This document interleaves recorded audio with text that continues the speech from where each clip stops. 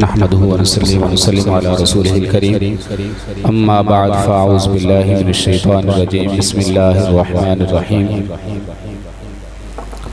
सुब्हानल्लज़ी अस्रा बिअब्दिही लैलन मिनल मस्जिदिल हराम इलल मस्जिदिल अक़सा अल्लज़ी बारकना हौलहु लिनुरियहु मिन आयातिना इन्नहु हुवस समीउल बसीर आमन्तु बिल्लाहि सदक़ल्लाहुल अज़ीम व सदक़ रसूलुहुन नबियुल करीमुल अमीन व नहनु अला ज़ालिका लमिनश शाहिदीन व शाकिरीन वल्हम्दुलिल्लाहि रब्बिल आलमीन इन्नल्लाह व मलाइकतहु युसल्लूना अलन नबी या अय्युहल्लज़ीना आमनू सल्लु अलैहि व सल्लिमू तस्लीमा।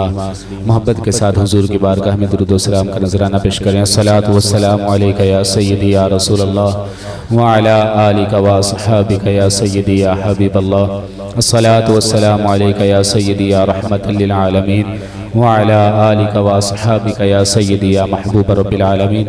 बाद अज़ हम्द व सलात वाजिबुल एहतराम मुअज़्ज़ज़ व मुहतशम हाज़रीन व सामीन किराम बिलख़ुसूस उलमा इकराम और मुंतज़िमीन महफ़िल, आप सबका शुक्रगुज़ार हूँ। इतनी खूबसूरत महफ़िल इनेकाद की ज़्यादा देर गुफ्तगू बिल्कुल नहीं करूँगा। बिला तख़ीर एक पैगाम मौजूदा हालात के हवाले से आपको देना चाहता हूँ। अल्लाह ताला ने कुरान पाक के 15वें पारे की पहली आयत करीमा के अंदर इरशाद फरमाया, सुब्हानल्लज़ी अस्रा बिअब्दिही लैलन मिनल मस्जिदिल हराम इलल मस्जिदिल अक़सा। पाक है वो ज़ात जो अपने बंदे खास को रात के थोड़े से हिस्से में सैर के लिए ले गया, मस्जिद हराम से मस्जिद अक़सा की तरफ। मस्जिद अक़सा की आगे तारीफ बयान करते हुए इरशाद फरमाया, अल्लज़ी बारकना हौलहु लिनुरियहु मिन आयातिना। मस्जिद अक़सा वो मस्जिद है कि जिसके इर्द गिर्द हमने बरकतें रखी हैं। अल्लज़ी बारकना हौलहु, कि इसके इर्द गिर्द हमने बरकतें रखी हैं। हुजूर के एक सहाबी हुजूर की बारगाह के अंदर करने लगे, या रसूलल्लाह, सबसे पहले अल्लाह ताला ने जमीन के ऊपर अल्लाह ताला का सबसे पहला घर कौन सा बनाया गया? तो हुजूर ने फरमाया, मस्जिद हराम वो मस्जिद है जिसे इस जमीन के ऊपर सबसे पहले बनाया गया। इमाम मुस्लिम ने सही मुस्लिम के अंदर इसको रिवायत किया है।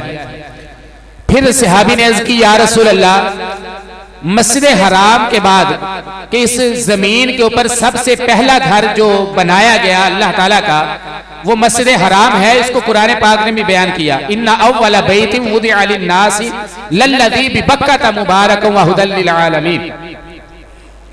के सबसे पहला जमीन पर जो घर बनाया गया वो मक्का में है। अल्लाह का घर जो सबसे पहले बनाया गया वो कहां पर है? मक्का में है। तो सहाबी ने अर्ज़ की, उसके बाद अल्लाह का घर कौन सा इस दुनिया में इस जमीन के ऊपर बनाया गया? तो ताजदार कायनात सल्लल्लाहु अलैहि वसल्लम ने इरशाद फरमाया, दूसरी मस्जिद, दूसरा अल्लाह का घर जो जमीन पर बनाया गया वो मस्जिद अक़सा है। कौन सी मस्जिद है? मस्जिद अक़सा है। सहाबी ने अर्ज़ की, या रसूलल्लाह, इन दोनों के दरमियान कितना फासला है, कितने अरसे का गैप है कि मस्जिद हराम पहले बनाई गई और मस्जिद अक़सा बाद में बनाई गई? दरमियान में कितने साल का, कितने महीने का, कितने दिनों का अरसा है? तो हुजूर ताजदार कायनात सल्लल्लाहु अलैहि वसल्लम ने फरमाया, 40 साल का अरसा है दरमियान में, कि मस्जिद हराम के 40 साल बाद इस जमीन के ऊपर मस्जिद अक़सा को बनाया गया। मस्जिद अक़सा वो मस्जिद है कि 17 महीने तक जब ताजदार कायनात सल्लल्लाहु अलैहि वसल्लम मक्का से मदीना तशरीफ ले गए तो 17 या 16 महीने तक हुजूर मस्जिद अक़सा की तरफ रुख कर कर नमाज अदा करते रहे। मस्जिद अक़सा वो मस्जिद है कि जिसके बारे में हुजूर ताजदार कायनात सल्लल्लाहु अलैहि वसल्लम ने इरशाद फरमाया कि इस मस्जिद के अंदर जिसने एक नमाज पढ़ी, अल्लाह ताला उसको 50,000 नमाजें अदा करने के बराबर सवाब अता फरमाएगा। हजरत मोहतरम, मौजूदा हालात 4-5 दिन से जो सूरत हाल बनी हुई है ये हमारे लिए बड़ी परेशान कुन है। और हुजूर ने मुसलमानों के बारे में फरमाया, मुसलमान वो है, मुसलमानों की मिसाल आपस में एक दूसरे के हवाले से हुजूर ने फरमाया ऐसी है कि जैसे जिस्म होता है कि जिस्म के एक हिस्से में अगर कांटा चुभता है तो उसकी तकलीफ को पूरा जिस्म महसूस करता है। और एक और मिसाल के जरिए हुजूर ने फरमाया कि मुसलमानों की मिसाल आपस में ऐसे है कि जैसे एक दीवार होती है, एक मकान होता है कि उस मकान की हर ईंट, उस मकान की हर ईंट दूसरी ईंट को मजबूत करती है। ऐसे ही हुजूर ने फरमाया मोमिनों की मिसाल भी, मुसलमानों की मिसाल भी ऐसे है कि मुसलमान, अगर एक मुसलमान को कश्मीर के अंदर तकलीफ होती है तो पाकिस्तान गुजरावाला गखड़ नदकला के अंदर बैठे हुए मुसलमान को उसकी तकलीफ को महसूस करना चाहिए।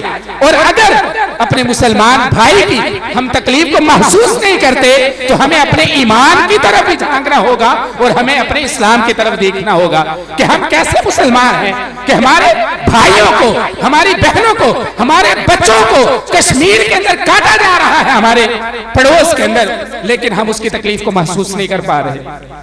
हमारे मुसलमान भाइयों को बैतुल मुक़द्दस के अंदर बमबारी करके छोटे छोटे बच्चों को कत्ल किया जा रहा है, उनका खून बहाया जा रहा है, हमारी बहनों को कत्ल किया जा रहा है, हमारी माओं को कत्ल किया जा रहा है, हमारे बूढ़ों और बच्चों को कत्ल किया जा रहा है। और आज मुसलमान अपने अपने मुमालिक में खुशहाल है और हमारी तवज्जो बिल्कुल उस तरफ नहीं है। हम कैसे मुसलमान हैं? हमें अगर उसकी तकलीफ महसूस नहीं हो रही तो हमें अपने ईमान के बारे में सोचना होगा। दूसरी बात ये कि आज हमारा ये हाल क्यों है, आज हम इस हाल में क्यों आ गए कि हमारे पड़ोस में कश्मीर है और हिंदू मुसलमानों के ऊपर जुल्म ढा रहे हैं, लेकिन हम अपने मुसलमान भाइयों का साथ नहीं दे पा रहे।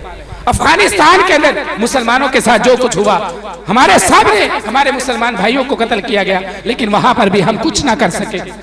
इराक के अंदर हमारे मुसलमान भाइयों को कत्ल किया गया, लेकिन हम कुछ ना कर सके।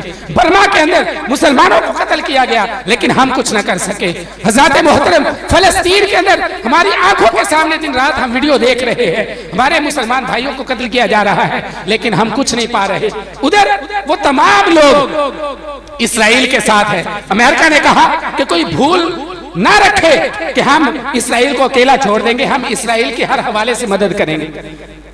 आज अमेरिका इस्राइल की मदद के लिए बेड़े भेज रहा है, जहाज भेज रहा है, लेकिन हमारे मुसलमान हुक्मरानों के अंदर इतनी गैरत भी नहीं जागी कि उनकी हिमायत के अंदर, फलस्तीन के मुसलमानों की हिमायत के अंदर एक बयान ही दे दें और उनकी हिमायत के अंदर उठ खड़े हो।